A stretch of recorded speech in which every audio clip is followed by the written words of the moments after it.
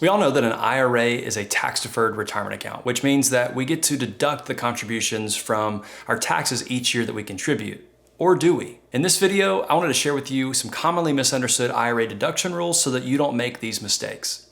Hey everybody, my name is Jacob Duke and I'm a certified financial planner and I'm here to help you succeed in retirement.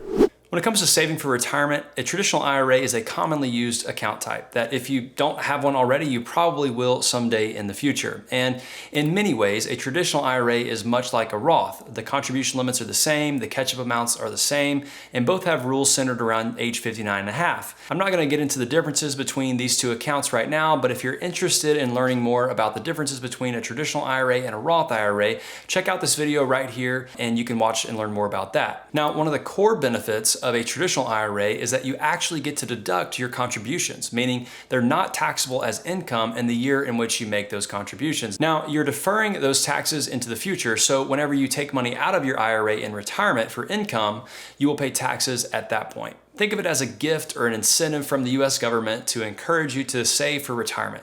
So perfect. We all love to pay less taxes, so we're really happy to take that deduction. But what most people don't understand is that there are actually rules around how and when you can take your deduction on your traditional IRA contributions. And the first question you have to ask yourself is whether or not you are covered by an employer-sponsored retirement plan. So this word covered means eligible to contribute.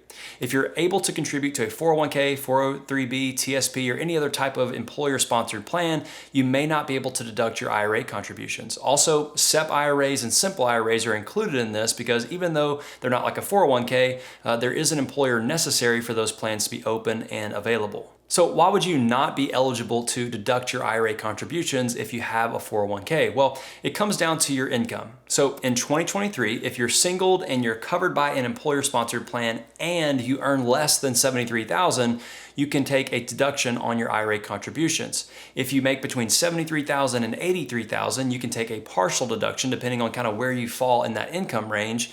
And if you earn more than $83,000, you would not be able to deduct any of your IRA contributions. But please remember, these income limits only apply if you have an employer-sponsored plan. If you don't have an employer-sponsored plan available to you, there are no income limits on your IRA deductibility. And for those of you who are married filing jointly, it's not so straightforward. So let's see if we can break this down. If you're married filing jointly and you are the person that's covered by an employer retirement plan, you are able to deduct your IRA contributions if your combined income is less than $116,000. If you and your spouse earn between $116,000 and $136,000, you can take a partial deduction depending on where you fall in that range.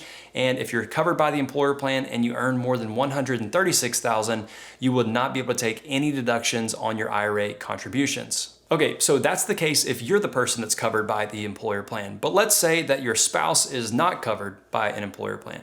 Maybe they don't work, or maybe their employer just simply doesn't provide a retirement plan to their employees. Do they have to follow these same income levels for IRA deductibility? Nope, there are different income levels for a spouse that is not covered by an employer retirement plan. So if you're not covered by an employer plan, but your spouse is, you can take a full deduction on any IRA contributions if your household income is $218,000 or less.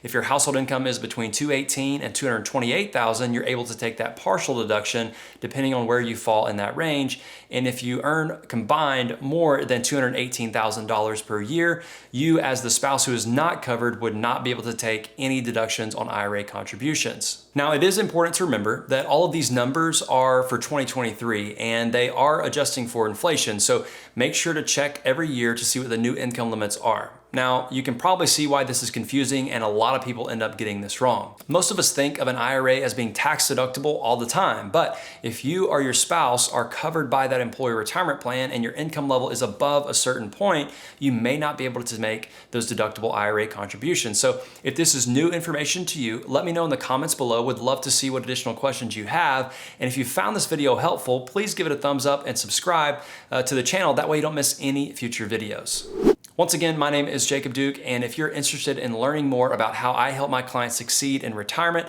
go ahead and click the link in the description below to learn more.